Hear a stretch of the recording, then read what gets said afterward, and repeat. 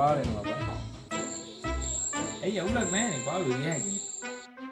ඒක හොඳ පාළුයි. ඉස්සරහට යන්න ඕනේ. ඉස්සරහට යන්න ඕනේ. පස්සට යන්න ඕනේ. පස්සට යන්න ඕනේ. ඒක නම් ඇත්ත තමයි. ඒක මොනවද වෙන අවුලක් නැහැ. නෑ නෙමෙයි. තව එකක් තියෙනවා. ඒක තමයි භයානකම එක. එහෙම මොකක්ද ඒ බයන්නේ?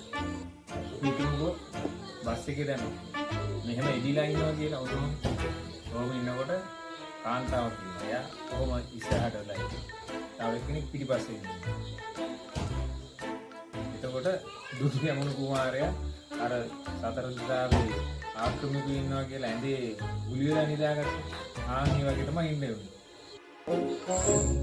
එහෙම වෙන්නේ කොහොමද බස් එකේ? අයියෝ දෙව. ගෑවුනොත් එම් පුරුෂයෙක් දෙන්න ලක් කරනවා. ඒක තේරෙන්නේ නැද්ද?